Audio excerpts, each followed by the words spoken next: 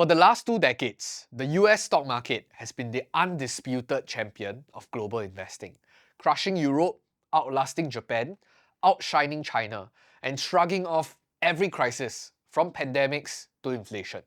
But now, cracks seems to be appearing. The S&P 500 is wobbling, China's DeepSeek is challenging Silicon Valley's AI crown, and Trump's new tariffs are sparking fears of a trade war. And today, we're asking, is the US exceptionalism story about to collapse, or is this just another bump in America's unstoppable rise? So we'll break down the data, debunk some myths, and give you real perspectives on how to navigate 2025.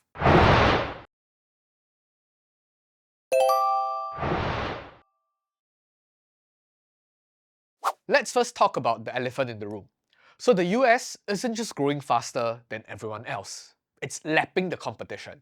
According to JP Morgan, the US is the only major economy that has fully recovered to its pre-pandemic growth path, whereas Europe and Japan are still stuck in the mud.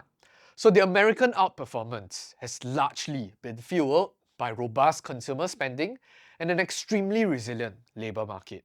And fiscal policies on the side has also been a key factor, with legislations such as the Infrastructure Investment and Jobs Act, and more importantly, the CHIPS Act. So both has boosted the US economy significantly. And there were several factors that contributed to this US exceptionalism story. First, the US invests approximately 3% of the entire GDP in research and development alone, and that's double the rate of that in Europe. So technology giants like Nvidia and Microsoft, they're channeling substantial funds into next generation technologies. And we're talking about tens of billions of dollars here. And they're leaving their competition hanging out to dry. Second, the dominance of the US dollar as the world reserve currency actually allows it to finance and to maneuver through the world's financial systems pretty favorably.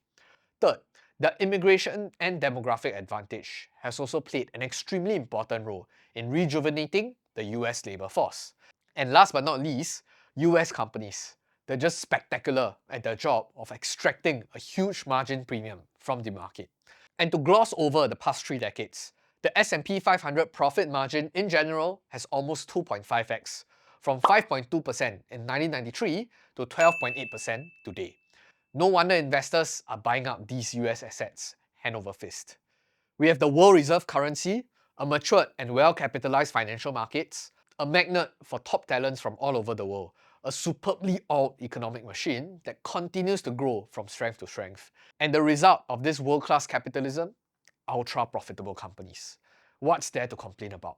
That said, a few emerging challenges actually started to surface. Ones that could potentially challenge the bullish outlook that we've just discussed. On a brighter note, I've got something pretty exciting to share.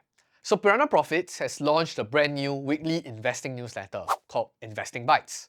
So every week you'll receive bite-sized lessons, real-world stories, and timeless investing wisdom straight from our team. And here's the kicker.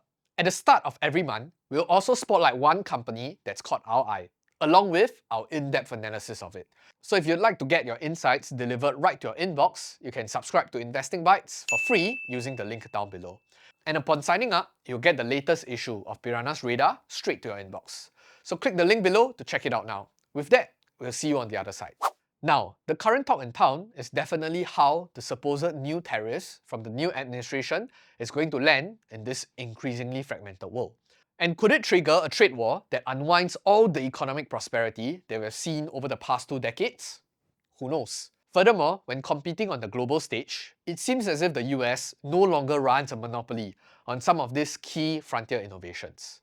And DeepSeek's recent advancement has raised concerns about this dominant US tech leadership power. And of course, the age-old debate about current market valuations. So you know that the US market is great, and so do we. But so does everyone else. And the key is whether the economic fundamentals of these companies can continue to surprise investors on the upside.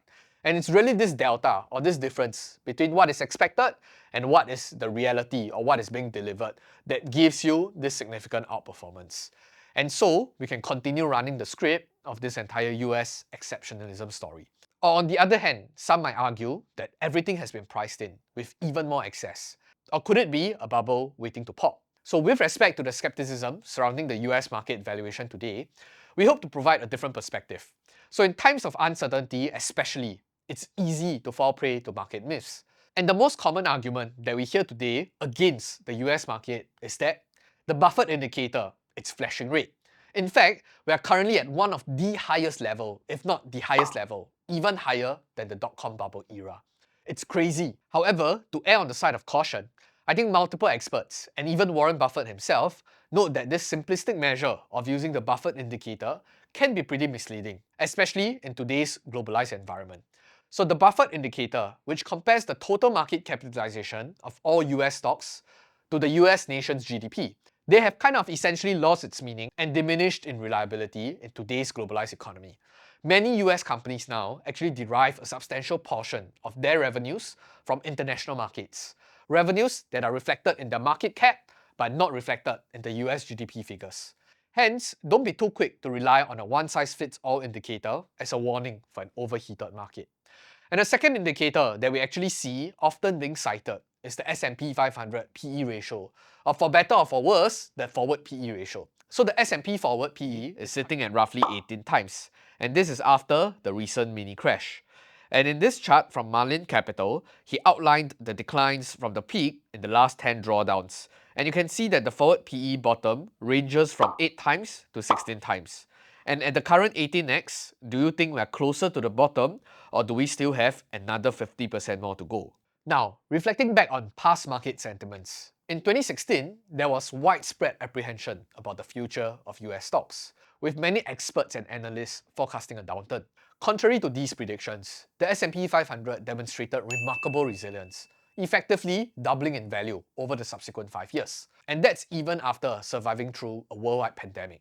So this serves as a testament to the unpredictability of markets and the importance of a long-term perspective. And while US stocks have enjoyed significant periods of dominance, there have been notable times when international equities actually took the lead. And since 1975, the outperformance cycle for US versus international stocks has lasted on average more than 8 years. And this period of international equities outperformance was prevalent in the 1980s and the early 2000s. But does this mean that we should now allocate all our capital in some of these international stocks just because it looks like the cycle is up? I think you should hold your horses. So our perspective has always remained steadfast. Macroeconomic analysis and market predictions often serve more to distract than to inform sound investment decisions.